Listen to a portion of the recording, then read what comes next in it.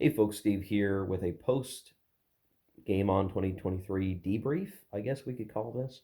Hopefully, it won't be a very long video. I just want to talk a little bit about sort of the aftermath of the convention as we settle back into the grind of normal life. So, the convention is always a very fun break from the norm to go to Game On and see friends and do things and play games. And I will say I was really glad that we got to go this year. Now you're just seeing a table on screen right now, and I promise I'm going to show some stuff.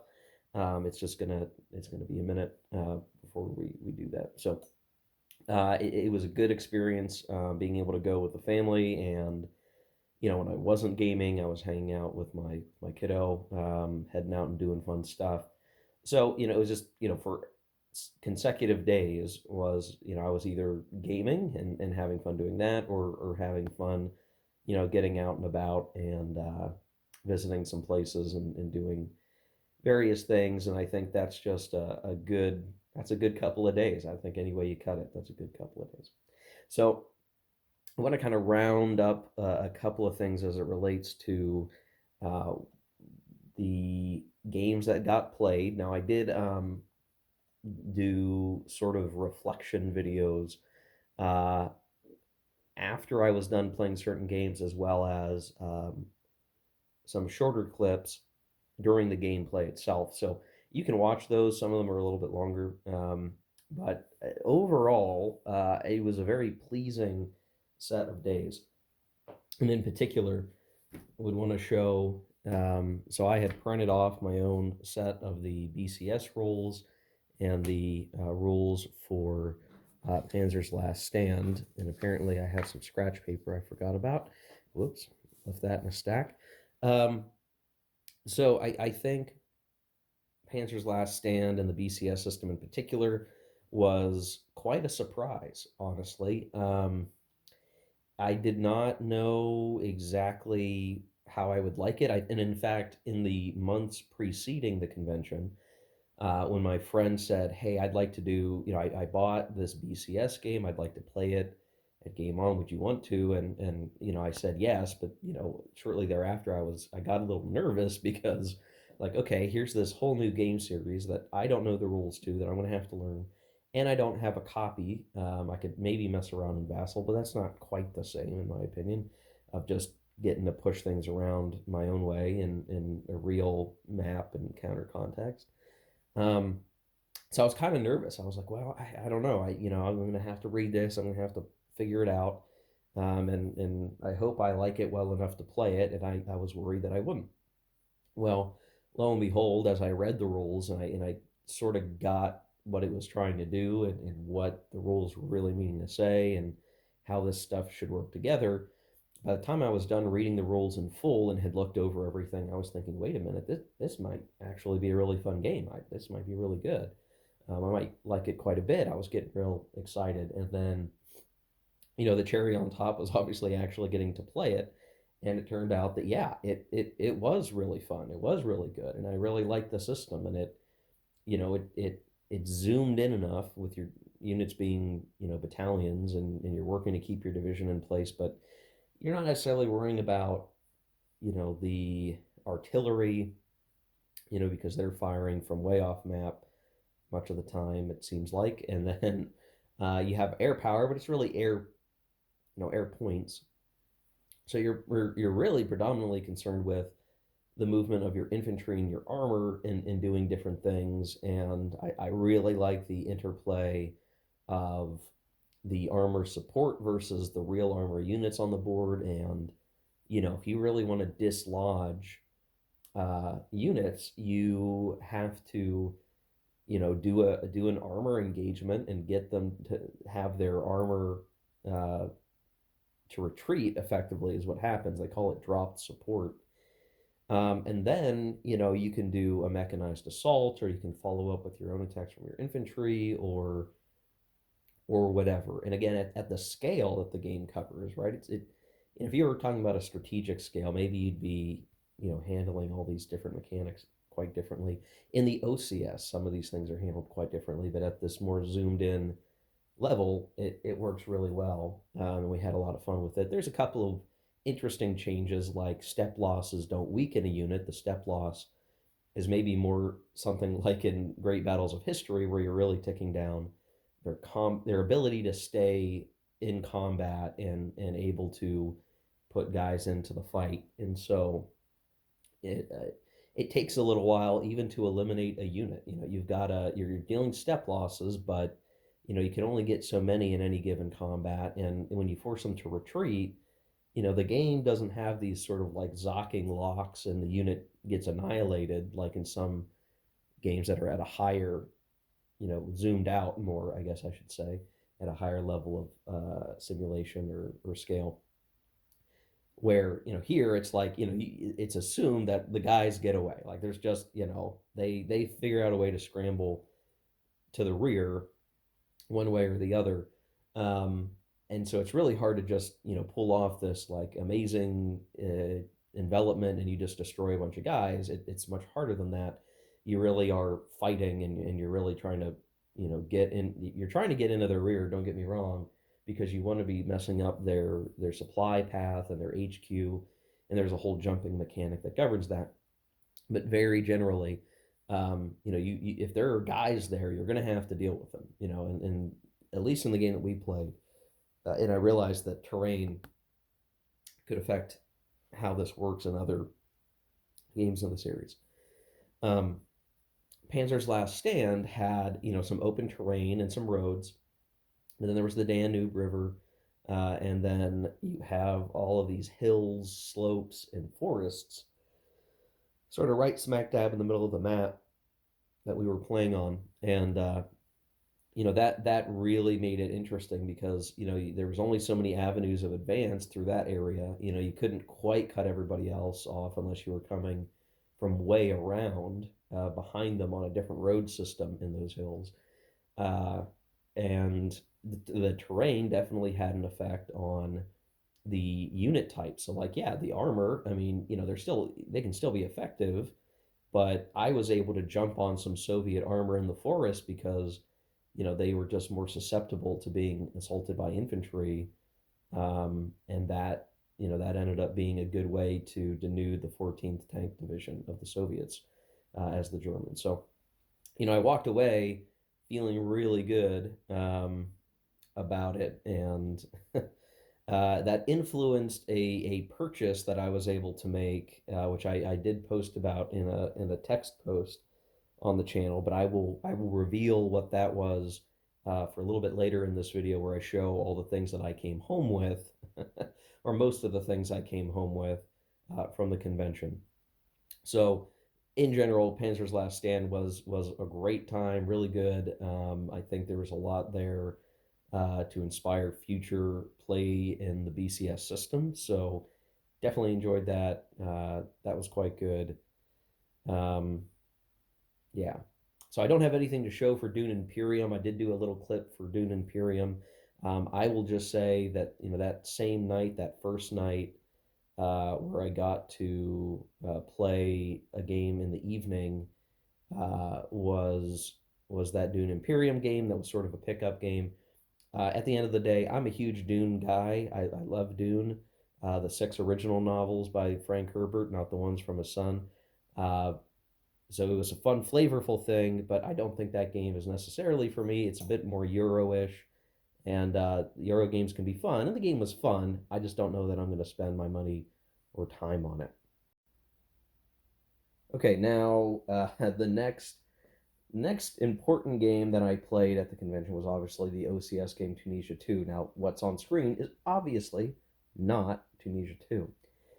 But for the purposes of talking about OCS, I am going to show this. So here's the funny thing, guys. I got my first OCS game several years ago as a Christmas thing, where I was like, hey, hun, buy me this from MMP. And it was Korea. It was OCS Korea 2, which was on sale on like a winter holiday sale or something like that. I can't remember exactly. and it kind of sat on my shelf, and I was like, well, I'll learn OCS at some point, and it'll be good. And then over time, I started picking up other OCS games because they're once they're out of print, they tend to stay out of print for a while. And I figured if I had an opportunity, I should. It's a well-regarded game system. And then on my own time, I said, well, maybe I'll learn how to play Reluctant Enemies. That'll be the first OCS game that I really, really learn. And I had the map up a year ago. A year ago, guys, I had the map. I didn't have the counter set up, but I had the map up, and I was looking at the map. And then during the course of last year, maybe I think it must have been mid last year, I actually bothered to set up the campaign, and I set it up mostly based around Chip Saltman's newbie guide, his new player guide, and I was going to let that be, my path forward. And in fact, I even thought about doing a narrated version of that starter guide, and I had asked Chip's permission to do that, and he agreed. He thought that would be great, and I've not done it. And now I'm thinking maybe I'll do something different because, um, well, now I know how to learn, or I rather I know how to play OCS. And a big thanks once again to Justigard for helping with that. Now, I did read the rules, right? It's not like I showed up at the table without understanding how OCS worked. No, I had read the rules. I had read the rules, a couple times over the past year, though, I had to do kind of a flip through in the days leading up to the convention, because that's the other thing too, guys. With these conventions, it's like if you're going to play a game you've never played before, you gotta know like a month beforehand, or maybe even longer, like if you're going to play a game that you don't own or you're not familiar with or you don't know the rules at all, you really ought to spend some time, look at your game schedule. If you're on a game schedule and at this date with these people you're going to play a game, you should try to read the rules and become familiar with it, so that even if somebody's teaching you, they're teaching you how the game is actually played, not your interpretation of the rules. But at least if you have read the rules, you've got a starting point somewhere. You've at least seen some of this stuff. So when Justin and I were playing Tunisia, I could at least like, okay, now I know I got move mode, I've got combat mode, I've got DG, I've got strat move, I've got all these different things. I understand that. I kind of know how supply works, at least I think I do. And the critical learning thing was seeing it all come together and understand like, oh, now's the time to do an overrun and instead of something else, or here's my opportunity to do, reaction fire and have this guy in reserve, and all these things that even at the start of my playthrough at Tunisia Too, when I picked up from somebody else who had already started the campaign with Justin, it was hard at first because it was one, I had to get over the fact that the game is in a position that I did not put it in. I don't know why a unit is here. Was there a secret plan for that unit? I don't know. He's got a new mission now. I had to deal with that, and then even understanding like, am I in a good position? Am I in a bad position?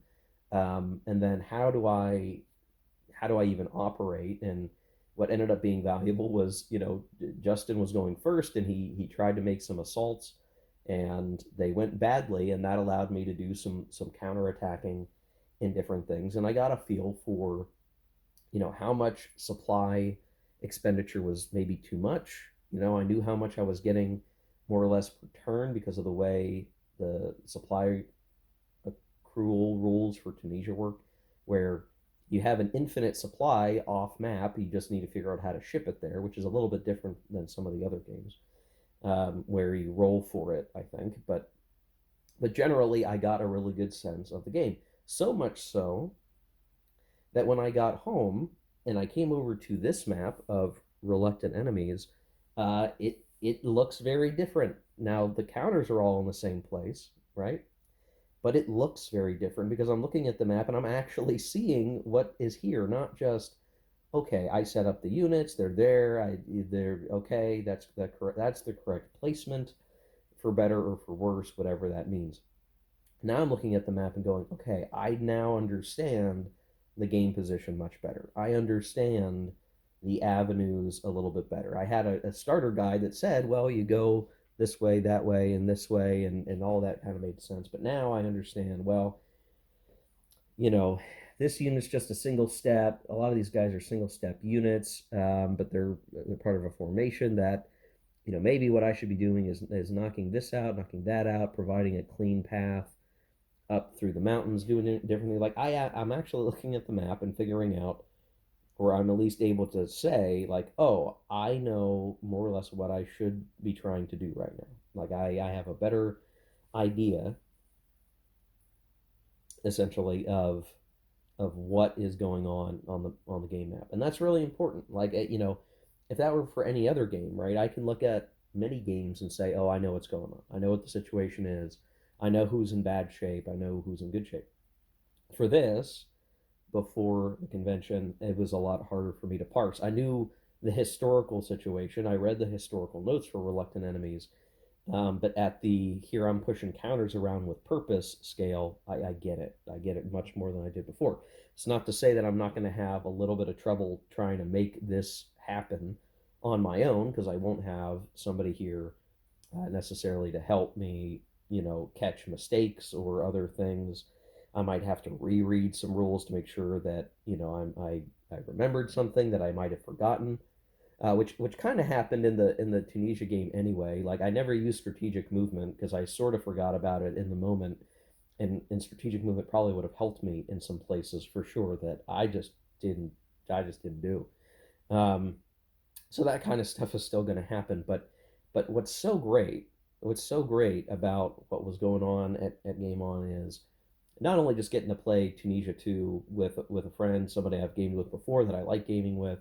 Justin's a good guy, and congrats to him, by the way, for achieving the 500, well, probably over 500 now, but he has reached his P500 goal for his game to be published by GMT. So, big round of applause and congrats to Justin for that. I think when he and I last talked, he was like 3 orders away from reaching 500, and now he is over that. So good guy. Really glad and happy for him that that's going to happen. But again, good guy to game with and to play through OCS for the first time in a real context. So that was really good. And coming home again, I mentioned this in other videos. The fact that I can now look at my shelf, I can look at my OCS games and go, yeah, I can play you. Like I got this. Like I got it. I got it. It's a different monster for some of them, right? It's a different thing than Tunisia, but I got it. And I'm a little what I am concerned about a little bit is I can say that I like Tunisia too.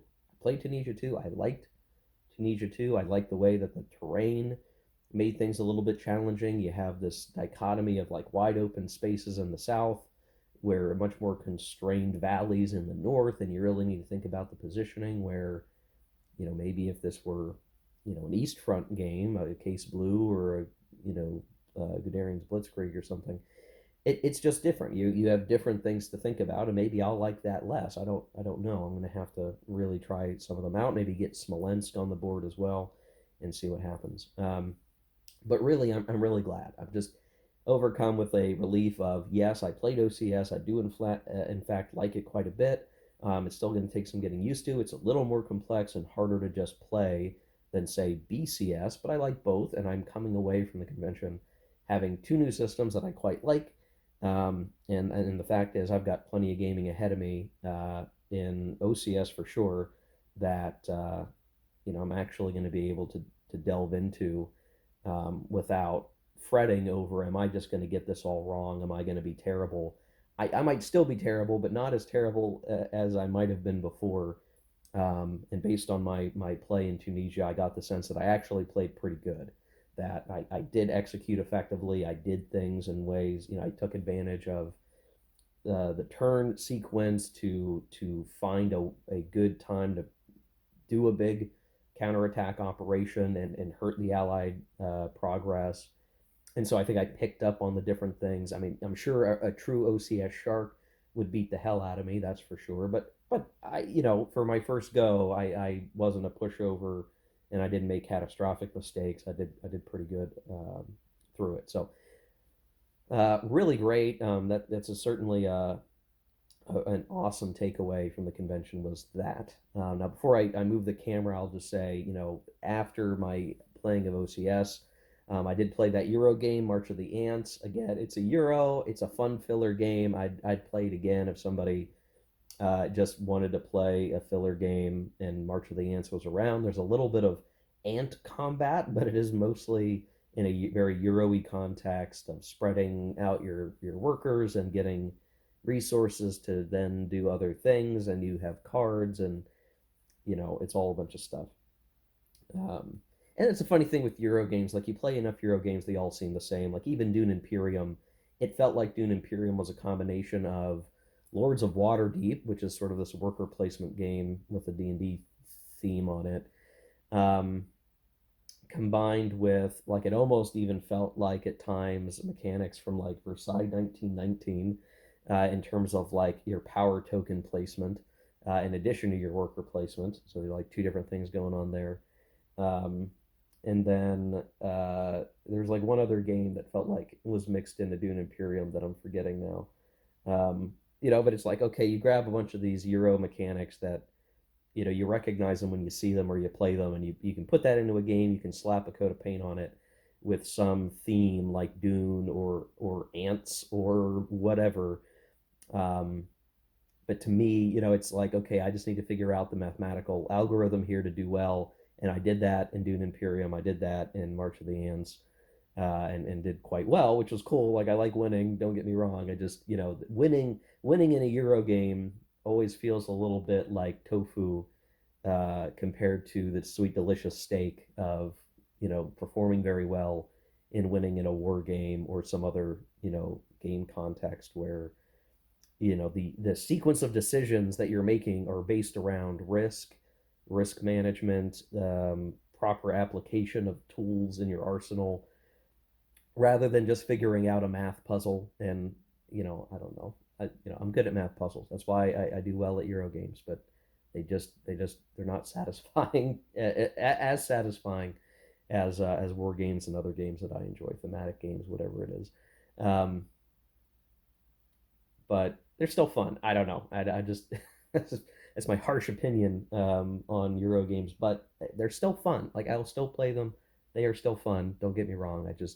They're not as fun as other game types, and I guess it's nice that you can play them in 30 minutes. So there you go. They're nice fillers when you just want to drink a beer, eat your dinner and game with some friends. So all right, now let me switch gears yet again very quickly to start to wrap up the games played part of this video. Now on Sunday, and I have the camera sort of zoomed in on my game shelf where I've got my Battlestar Galactica base game and expansions. um, so Battlestar Galactica is a bit of a tradition at Game On for several of us, where we have basically a group. There's either one or two games of Battlestar Galactica every year. So there's like maybe a dozen people who are looking to always do Battlestar Galactica on Sundays, the last day of the convention, which tends to be the slower day, the more quiet day, because folks are starting to get ready to go home. Maybe they were up late Saturday night and are having too many beers and they're waking up late. So Sunday's kind of the low key chill day, and you get checked out of your hotel room if you're staying at the hotel room, and all that good fun stuff, and you get set up for um, going home. But it makes it great if you want to have one last hurrah and do a game that maybe lasts a couple hours at most, and you can play it. It can end faster or it can go longer depending on different factors. But the old classic Battlestar Galactica board game is great for this, and that's why it's always stuck around as a significant one. Now, I'll just say, we took our base game, so just the base game, not the expansions. Now, like any game that has expansions, you can figure out a way to try to stuff everything from all the expansions into one box and try to make that work. But I have tended to just take the base game um, to start, and really it's just easier to take the base game, and so that's what I tend to do. Though I have all the expansions to play it with all these other additional options and characters and mechanics that, don't get me wrong, are very fun. I just don't want to lug a whole bunch of stuff to a convention sometimes, so I don't take everything all the time. Which is funny because when you play Battlestar Galactica with people, Many of them are used to playing with the expansions, which leads to it's almost like a World in Flames effect where they think the game works this way, and I have to say no, not in the base game. You're thinking of the expansion, and we're not playing with that. Even worse, there are people who like to play with some of the expansion rules and not with others. Like somebody I know who, one, he does what he can to have higher likelihood of being a Cylon player, and he likes to play the game with options that are pro Cylon. They're balanced in favor of the Cylons without the accompanying rules that came in that expansion that provides additional options for the human players. Which would, I guess, in World in Flames terms, be like if somebody just wanted to play with options that really benefited the side that they happen to be playing that campaign. So fortunately, in our game that I was hosting, our family was hosting, we were just playing the base game. So it was reasonably balanced. We had 6 people, and it came out to be we had, as is usually the case for a 6-player game, 2 Cylons, a sympathizer, and 3 humans. Now the humans won that game, which some people are like, oh, we're so used to the Cylons winning, and I like to point out because you play with the guy who likes to tilt the table to the Cylons. In our game, we had a human victory, which always feels good. Now, if you're not familiar with this, I'm using a bunch of terms that maybe you're not familiar with. This is a board game that was based off, licensed for the Battlestar Galactica franchise, the reboot of the Battlestar Galactica franchise from the 2000s era. So, not the original from the 70s or 80s, but it's quite a good show. Like, if I mean, some people don't like the ending or the last season, but generally I like the show quite a bit. I think it's a lot of fun.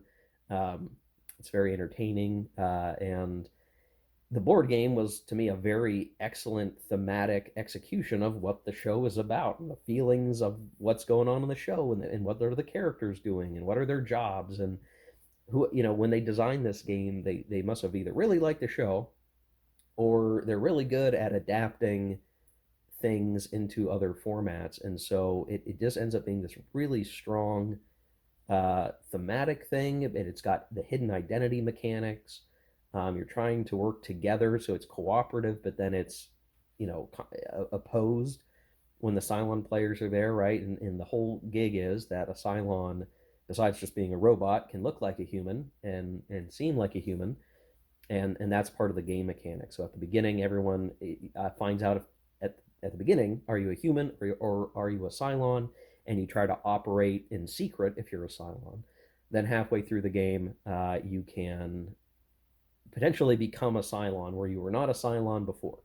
And so all those types of things influence your behavior in the game, as well as people trying to find out who's who and what's what and what are you going to do about it. So it's very fun. It's very cool. The expansions add things from the later seasons, so it's sort of like you can very easily say like the base game is season 1, the first expansion adds season 2, the next expansion season 3, and then the last one the final season. So if you really wanted to be like immersed in the show and the different things that happen across the show, you could be playing through the seasons in different games of Battlestar Galactica. And somebody online has tried to create sort of a grand campaign where you play through a campaign as a base game and then with expansion 1 and then with expansion 2 and so on. I don't know how well that works, but I think that would be an interesting thing to try. So in general, it's a really good game. Now here's the hitch: if there are folks that are hearing this and getting excited for this game is out of print, which is why I'm very happy that I have the expansions, even though I don't use them all the time, because they're hard to find. They're now out of print. They're getting more expensive all the time because of it. You're going to have a hard time unless you can nab something on noblenightgames.com or eBay or whatever. If that bums you out, I can at least tell you that there is I'll call it a remake called, I think it's called Unfathomable, that is the same mechanics basically. Like everything that works in Battlestar Galactica works basically the same way in Unfathomable, but the difference is the theme is different. So they've replaced the theme, they've pried off the theme, which I mean, if you play the game, you're like, oh, this is Battlestar Galactica, but they made it so it's more like a Cthulhu thing where you're people in like the 1800s or whatever, and you're on a boat, and some people on the boat are secretly like Cthulhu cultists, and you're trying to keep the boat safe as opposed to the Battlestar Galactica ship safe. And then you probably have, I think it's like Cthulhu monsters or events that are going that are kind of like the Cylon events and different things. So it's the same basic mechanics. Like if you like the mechanical stuff from Battlestar Galactica, you can get Unfathomable and have a good time with it, and then you don't have to worry about whether or not you like Battlestar Galactica. But the original is for sure excellent and worth playing if you get an opportunity to play the original Battlestar Galactica and you like the show. Definitely worth your time.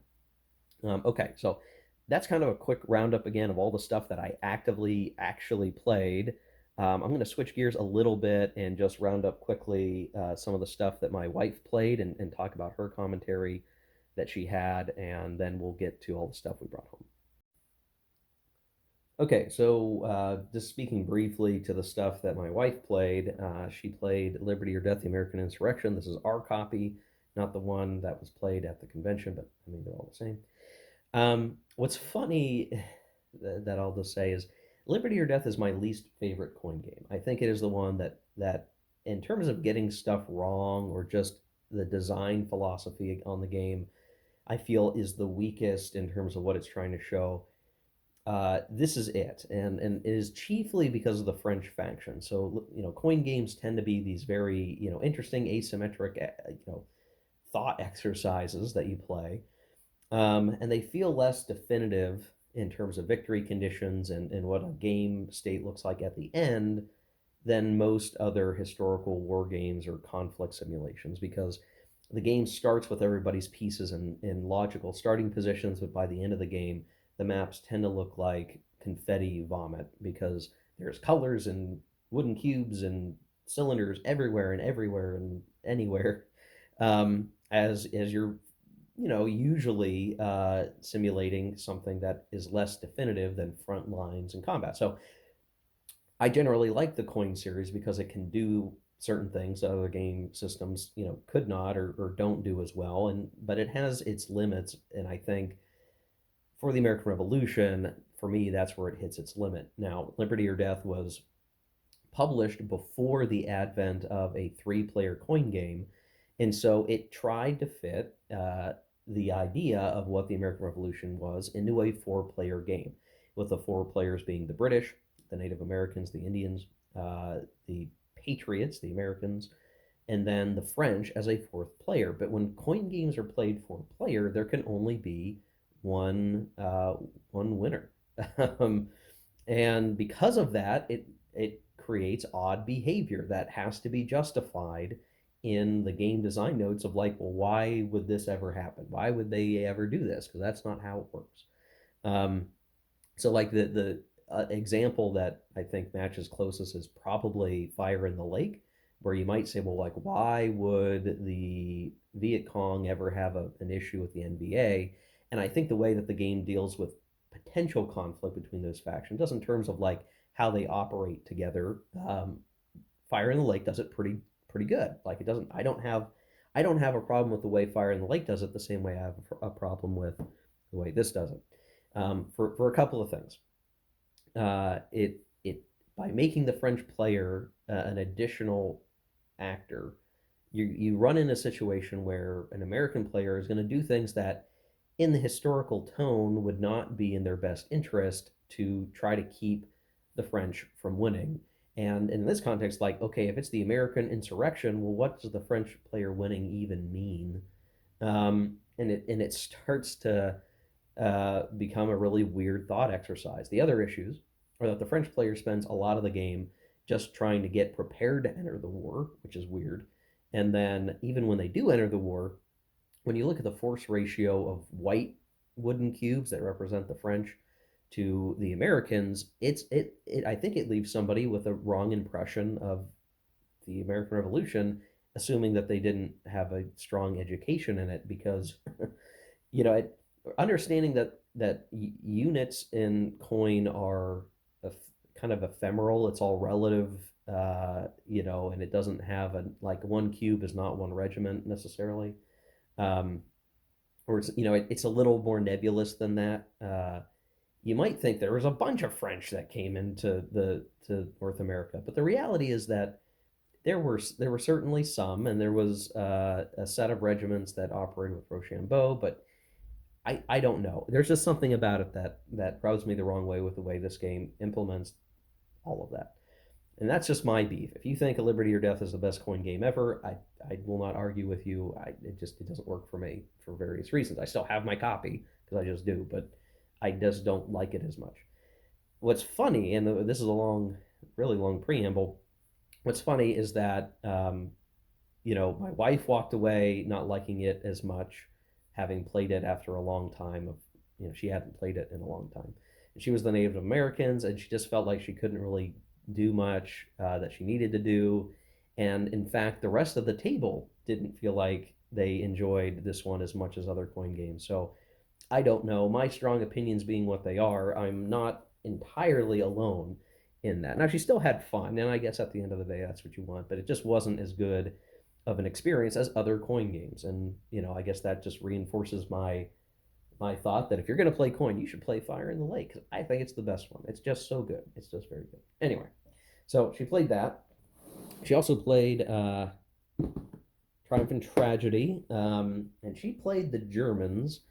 And it sounded like, I wasn't there for much of it, that um, she could have done better. She was doing okay, and then, um, well, I guess just like Germany, everybody else just kind of, went against her, and she lost. But um, this is kind of an interesting game. I don't know what else to say about it. It is World War II, but not World War II, and it's got cubes. And I think this one is, despite it being as weird as it is, I think it was much more gamey than even my wife is used to, in terms of just the force composition and what do you have to use. That there may have been maybe an opportunity to do some home gaming with this one beforehand. We just didn't have the time. Um, but it's still a fun game. I mean, for better or for worse, it's a fun game, and I've still not been able to play Conquest and Consequence, which is the Pacific version. I may be able to convince her to play that with me, and we'll have a good time with that, at least before the next convention comes in. And then she did play Here I Stand. This was her big all-day game that she got to play, and she's an experienced Here I Stand player. So she's not to be underestimated by any means. And this time she was playing the French, which I think we were trying to figure out, like, had she ever played the French before? And I was thinking not. And I think maybe we settled on the fact that she had never played the French before. She's played the Pope, she's played the Protestants a number of times and performed quite well and won as the Protestants. She's played as England. She's played as well, maybe she's not played as the Habsburgs. I'm trying to think now. I'm going to get confused. But she's played Here I Stand plenty, because this is another one of those traditional games that we try to play pretty regularly at conventions, because it is just a great game. I've not played it for a couple years myself, because I've been playing other games when the time comes up. Now, my copy is not the 500th anniversary edition, but I did have the update kit that updates this 2010 version to the 500th anniversary edition. So Here I Stand is just really an excellent game. I don't know what more there is to say about it. It's probably one of the best six-player games you can play, period. You can consider it a conflict simulation or a war game or not. I think it is a conflict simulation. I do think there's enough war in it to be a war game for sure. But there's all these other elements that are in play, like the exploring of the new world, quote unquote new world, the religious elements, and then each faction has this neat little way to get victory points that it's just their special way, it's their special thing that they're interested in doing, but the other players can still contest it or at least interact with it a little bit more. And it's so tightly balanced that when the factions are interacting, there is very much like, if you're used to the game, you've played it a number of times, kind of what the story is going to be, right? Like, how are the Protestants and the French going to interact, or how the Ottomans and the French going to be allies of circumstance, a lot of the time. That's certainly going to be an element. So every time that you sit down, like, especially with the people who played it quite a bit, you definitely have a sense of like, oh, you're playing the Ottomans. Oh, you're playing the the English, we kind of know um, how this is going to go, right? Like we know what we're in for, and then it just comes down to like how well can you play, how well can you negotiate, and it just ends up being a really great game. And its sibling, Virgin Queen, is very similar, though I think it's probably less tight of a game. It has a lot more stuff, which is very fun. So Virgin Queen is also very good. I'd really recommend that one as well. And there's going to be a, I guess you would almost call it a prequel. There's going to be Tanto Monta in the not too distant future, which is going to be focused around southern France and Spain, or primarily Spain, but then a little bit of southern France, I think, if I recall correctly. And that will probably be a very similar flavor of multiple players, interaction, point to point movement with armies, but cards and other non combat things you can be doing to achieve some level of victory. So, for better or for worse, um, it will be another game that is like this. Will it beat Here I Stand? Probably not, but I'm still interested in having a different time period to play in. So, anyway, she had a great time with it. I should point out, I should be talking about how well my wife did. She was in first place for most of the game as France. Now, that's always dangerous because if you're the leader for too long, you get undercut by somebody leading the coalition against you, and that is kind of what happened. So, in the very late stages of the game, it was neck and neck, and the English actually won by like a point or something like that. I didn't have a good look at the map right at the end. But France came in second, so my wife came in second, but she nearly got away with a victory on this one. But she's won Here I Stand more than I have, so I think it was a good table that went well for folks. So that was very fun. So that was her game on experience in brief. Um, and I think she had a good time. I would have her here talking about it herself, but I'm not sure she's interested in speaking to you all. Just it's not her gig, I suspect. But anyway, the point is, we had a good time. The whole family had a good time, and I'd say my daughter enjoyed being at the awards and prize ceremony, which happens on Saturday night, where the guys who run it bring everybody into the main game room. They give the Hank Award to someone that receives it by vote. So everyone votes or can vote for somebody that they really like gaming with, who's a really supportive game player, who likes teaching rules or supporting the community or whatever. They're a good guy or gal or whatever that helps the culture of the convention by being helpful and a good person to game with. We submit them for the Hank Award, and so there's always that award ceremony where the next recipient of that award gets it. A lot of good, nice, mini speeches given on the whole thing, and then there's always tons of prize support at Game On, where they have basically 70 prizes from various publishers to give away at random. And if your name is called, you get to pick a game off the table. And so it's always funny because there's always people like floating right next to the prize table because they want to grab the good stuff right away. And it's like, come on, guys, back up a little bit, let people get through and get their thing. But that's always a fun time, and the clapping and the stuff. My daughter liked the clapping. She liked hanging out and seeing people. So that was very cool. And I'll say that's a lot better than, I have seen some conventions do some I, I kind of pathetic things, like they wanted to have a raffle, like you pay for a ticket and then your ticket goes into the drawing for a prize, and who knows what happens to the money that is going, that doesn't pay for the game prize itself. I guess they're just pocketing that for the convention. I think the convention that tried to do that actually couldn't, because that's illegal without a license in the state of Washington. Um, but it's like I don't like seeing that kind of stuff. It is just free. It's just door prize. Just you get it for coming. If you're lucky to get your name called, you get a cool thing. Um, it's just a really good. I'm gonna close the video with my thoughts on Game On itself as a pillar of the gaming space out here. But I'll save that for last, and I'll talk very briefly about all the games that we brought home. Okay, so in terms of the stuff we brought home, we ended up coming back with a fair number of things, which you leave to go to a convention and you say, I have enough games, I've got enough games on pre-order, I don't need to get anything else. I shouldn't need to bring anything home, right? You think that, And then inevitably you do come home with new stuff. But I can at least say I'm very stoked on the things that we brought home. So the very first thing that I brought home came from, or that I purchased to bring home, came from the game swap table. So at Game On, there is a game swap table where folks bring their games to sell that either they're done with it or they bought, they never really played, and they want to find that game a good home.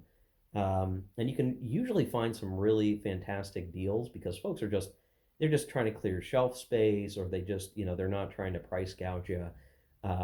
They're not they're probably not selling their most prized out of print games or anything, maybe, but in some cases maybe they are, and so it's always a fun activity to go and look at the swap table. And you need to look every day because people are bringing different stuff each day. Somebody arrived late to the convention and they brought your holy grail game, and you can get it for really cheap.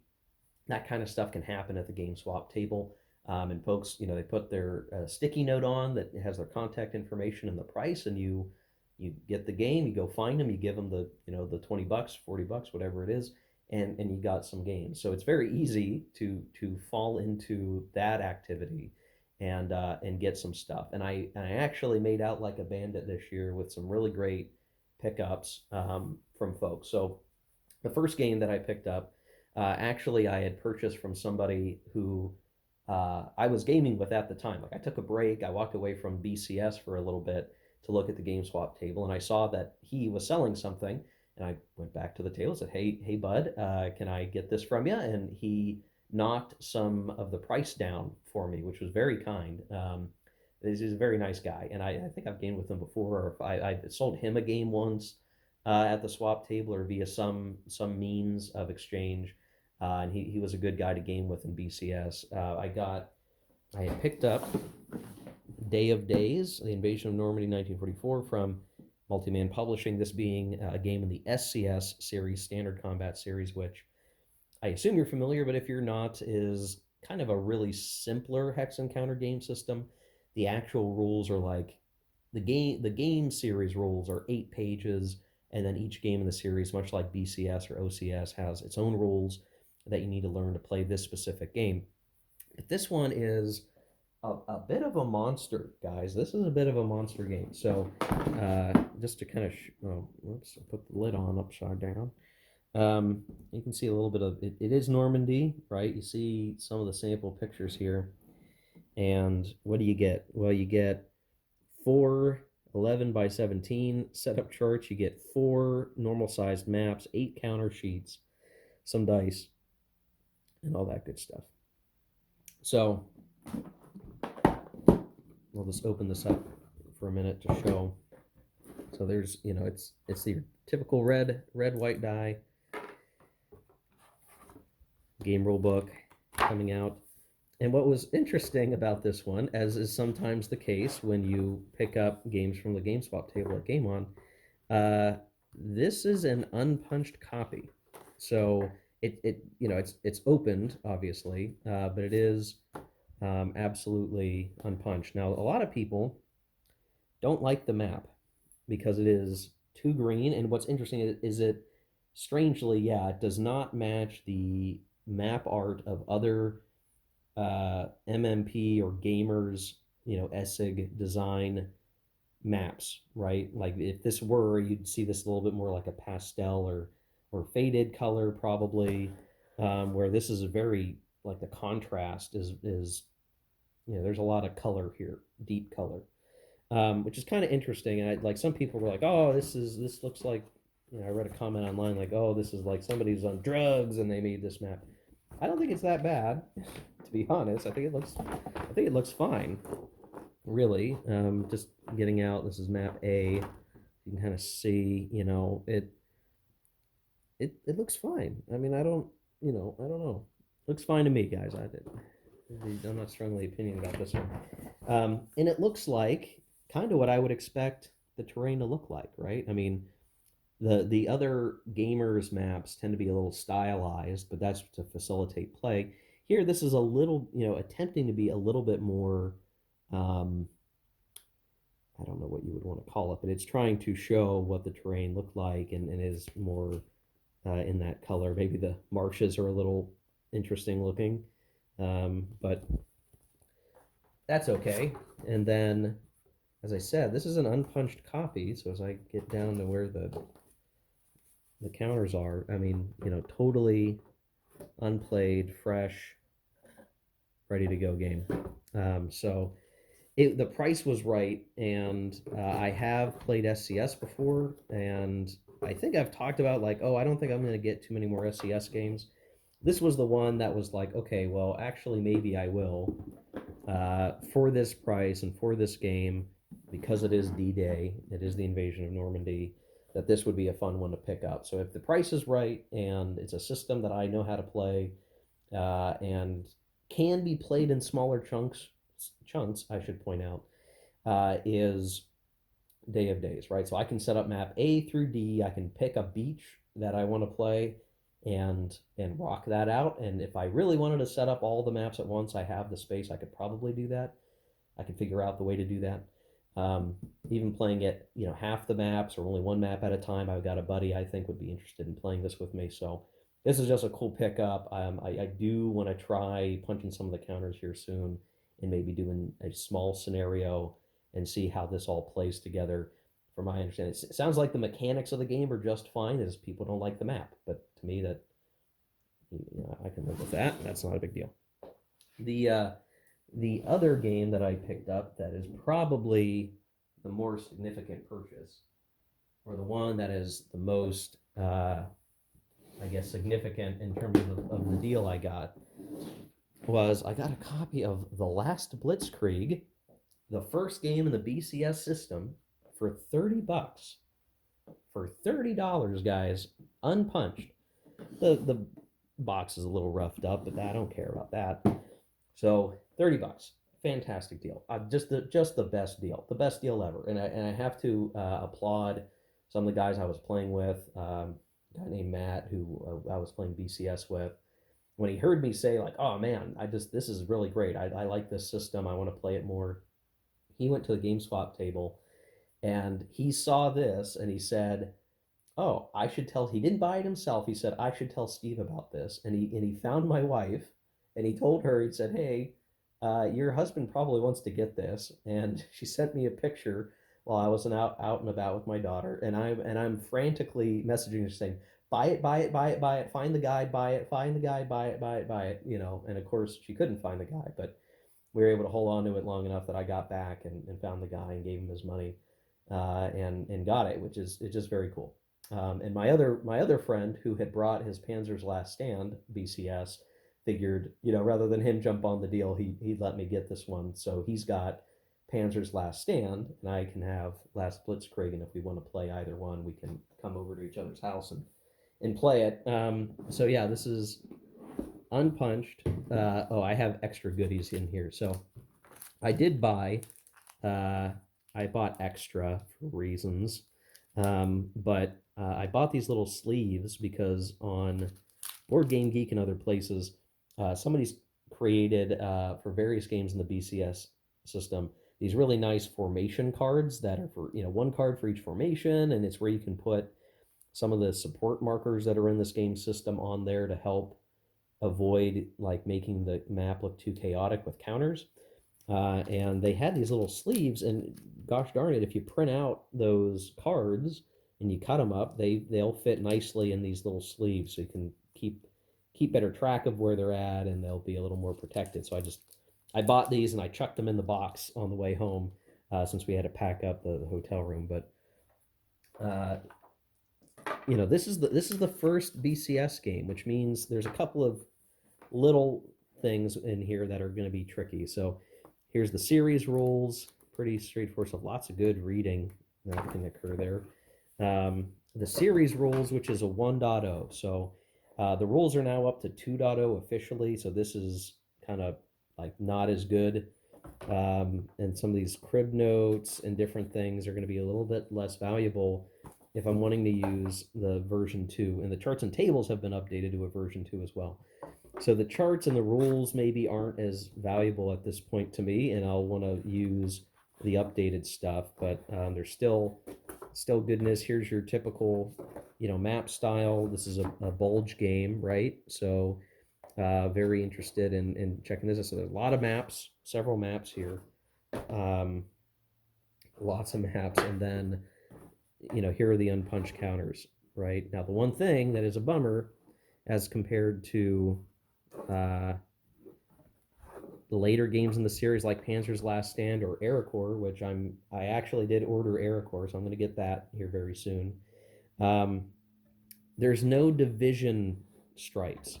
So when you're looking, you can see like here's a division or a formation marker, and the units in that formation are around here. There's not a colored stripe that helps you keep track. So that was something that was implemented later in the series that we played with in Panzer's Last Stand, which made it, really, you wouldn't confuse a unit from one formation for another. It was pretty easy to tell and to operate. But here, it's going to be much more tricky to keep track. You're really going to have to read the unit designations, which could mean that overlapping unit blobs, formations getting mixed together is probably more likely because you're not paying attention as much. I've thought about a solution, and I'm debating it, and I'd be interested to hear what folks think of this idea to create my own color stripes with sticker paper and just put them on the edge, the left-hand edge of the counters in that formation, so that there is a marker, there's color there, but it's me adding basically a sticker, a very thin line of color via sticker paper on the counters. That would be a real pain in the butt to actually go through and do for every counter. So I don't know that I don't know if I have the wherewithal to do it, but maybe as I'm playing, I would do it and start to make progress on it, because I just feel like it'll be harder to keep track. Really got to pay attention to, like, okay, the ninth Panzer, I really got to look and see that it's the ninth Panzer. But for $30, I mean, I don't know. I guess if this game ever got reprinted, they would add the formation counters. But generally, this is a fantastic deal. Super stoked on it. I do want to be trying to play this in the near future with my buddy who played Panzer's Last Stand, or whomever else for that matter. So a really great pickup in a series that I'm now very enamored with. So just great luck on my part to get this stuff all in the one fell swoop, getting the last Blitzkrieg. Very cool stuff. Okay, and then in addition to that, I should point out that Game On also benefits from having a friendly local game store called Around the Table come every year and set up a booth to sell board games at while you're there. So there's always, it's like, do you buy pre-owned and you get a great deal? Do you support, your local gaming community and gaming store? But they'll tend to have the latest and the greatest stuff, and we brought home some stuff for there too. Now my wife picked up a couple of games that I'm not going to show on camera because I just didn't grab them from the house. But it's a game about houseplants, and I'm so sorry for all of you houseplant enthusiasts watching this video who will not see that game. I am sorry.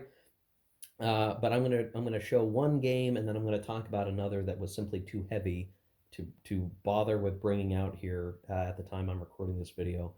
But to point out that part of the good reason we purchased some games from the friendly local game store booth this year was that they were doing 10% of proceeds going to charity supporting Ukraine, and the kids that are having their homes destroyed in Ukraine, and all of that. And I think that's like you don't need another reason to buy more board games, I guess, right? Your natural inclination to buy board games may be enough, but that was in particular another thing to do, to hit two birds with one stone to help support those who are struggling in Ukraine. So in light of that, it seemed prudent to pick up Armed Forces of Ukraine by Kilo Games. This is a Ukrainian operation, I think. I want to say Kilo Games is. The designer, Vladimir Semenev. I'm sure I'm not getting that right. The shrink's still on this one. Glory to the heroes, glory to Ukraine. This is a card game, which I guess I'm not, I don't know. I guess I'd rather play a different sort of game in this kind of situation when it's in the past, maybe rather than headlines in the news. But it is a car. They've got various things. Ghost of Kiev. We know that that wasn't necessarily a real person. It wasn't even oh the whole thing, guys. I don't want to get into it.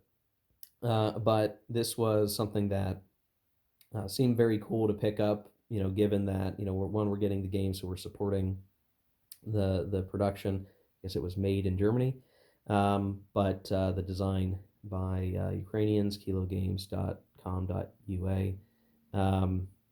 But yeah, so wanted to pick this up. I haven't opened this up. We'll probably be trying to play it sometime soon, my wife and I, just to see how it works and how it goes. But that just something to support Ukraine in a couple different ways, in addition to the charity proceeds for the game store. Now, the other game that I would have wanted to show, I will just tell you the name of it. I would ask that you go Google it because it is a hefty box.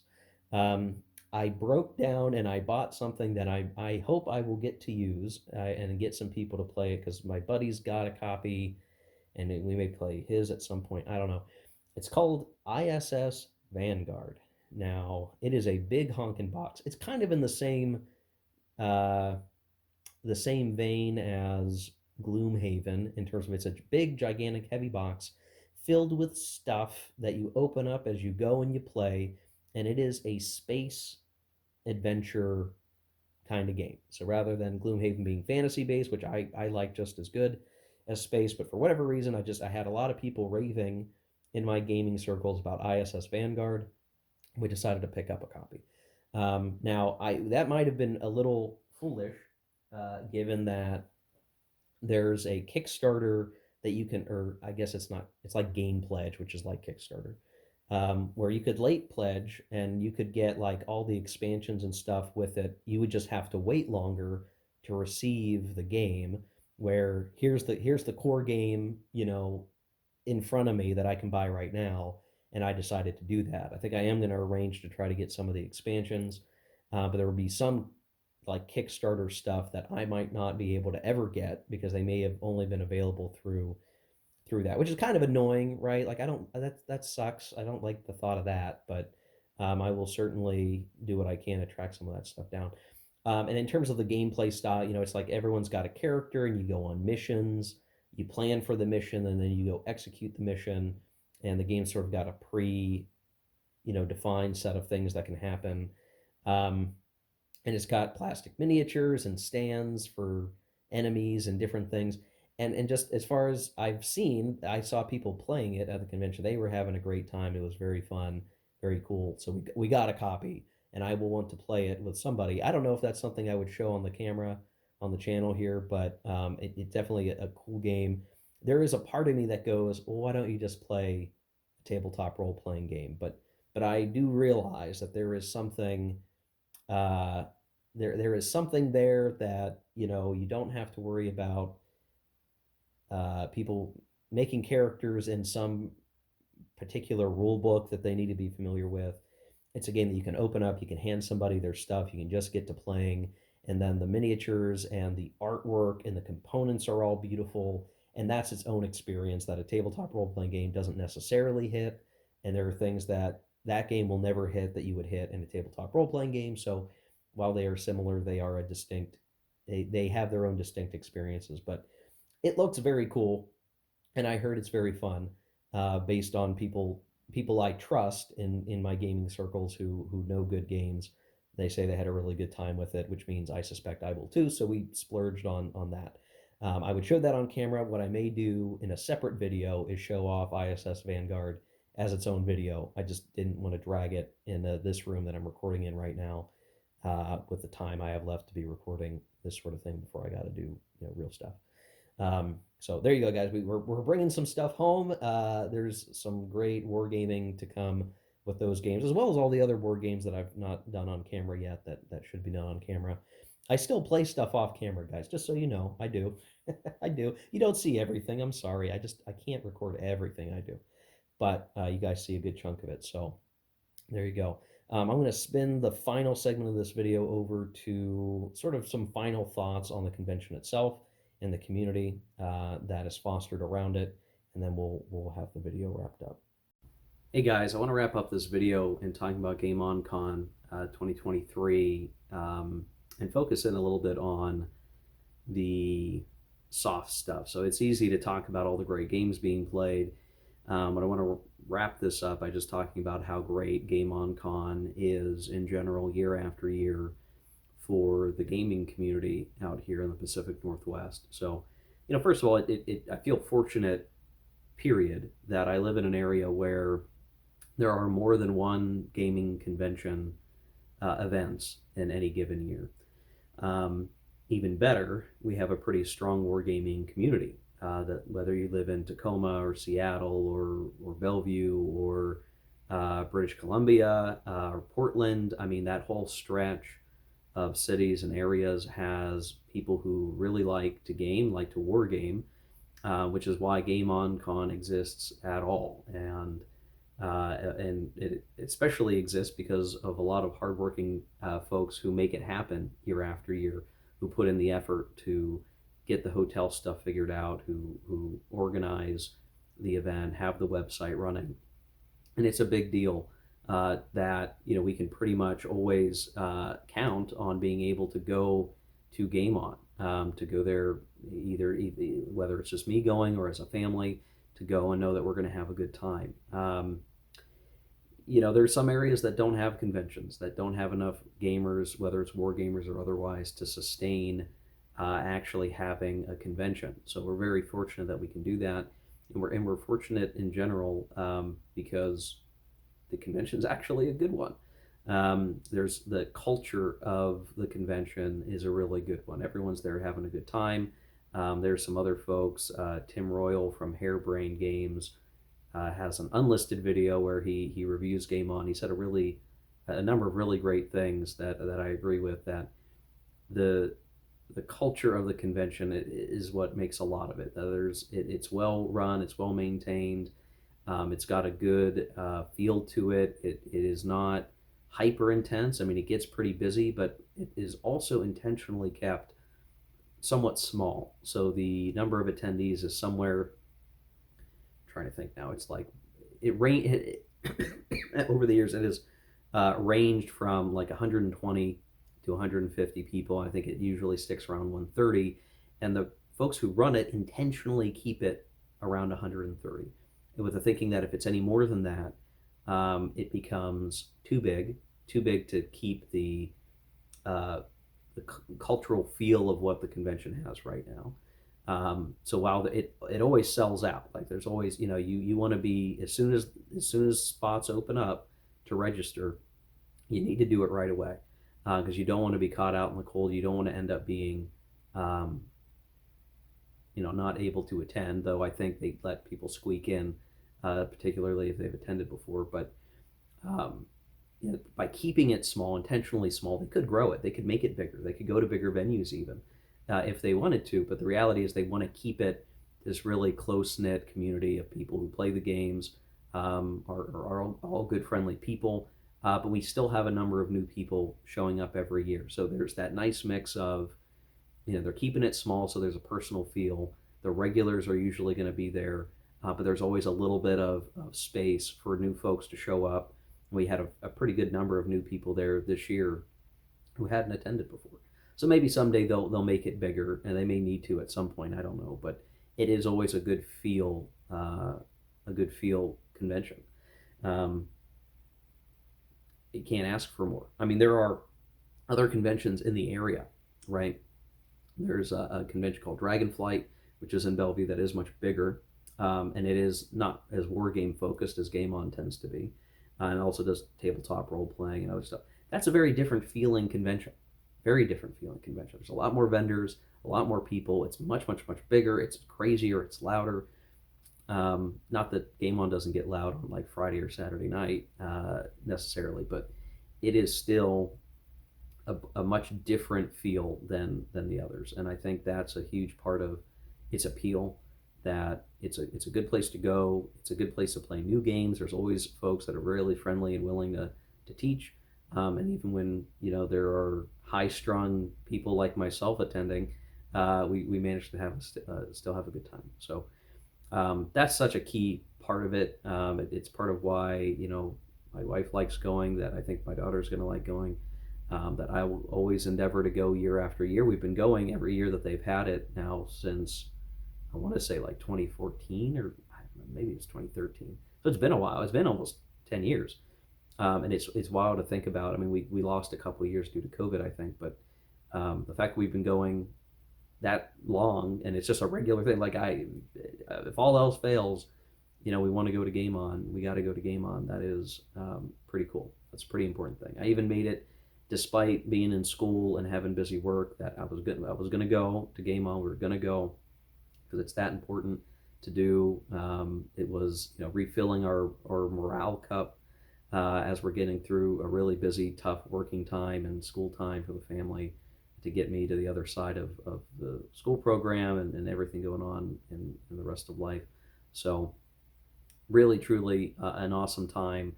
I feel bad for any folks who are watching this and they don't get the chance to actually go to Game On or any gaming convention at all. I truly think that the conventions are a fantastic way to be a part of the community, any community. I mean, and realizing that like the Game On community is just the Game On community in some respects, but we all are engaged elsewhere. There's a good Facebook group where people connect even during the off time when it's not the convention, just sharing. It's like one big happy gaming group that everybody knows. So I like to post pictures of games my wife and I are playing, and the folks that run to the convention like it. Everyone likes it. We talk about the games, and it's a good community of people. And so if you don't have a community, I do recommend it. And maybe you're not the type of person who wants or needs one, or the handful of folks that you play OCS with is enough for you. That might be enough for you, and I get that.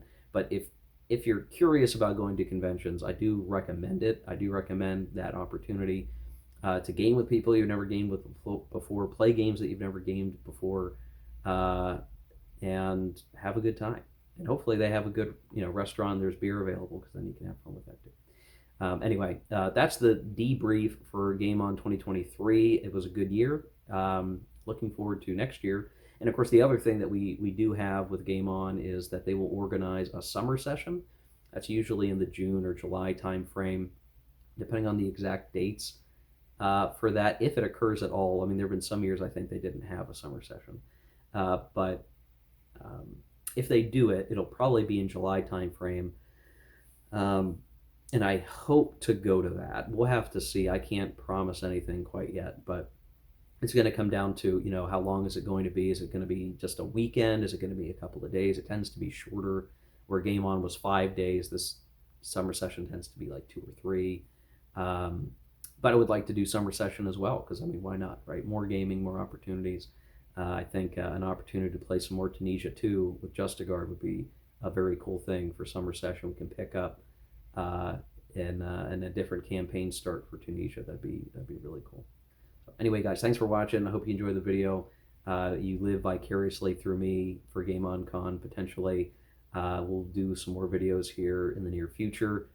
Life is busy. I'm back to the grind. I'm back to the hard, regular work, hard school work, family life that makes it hard for gaming. But with my new Origins game table, I may be able to get some other kind of content on the channel very soon, so stay tuned for some of that stuff. Have a good one, guys. Keep gaming.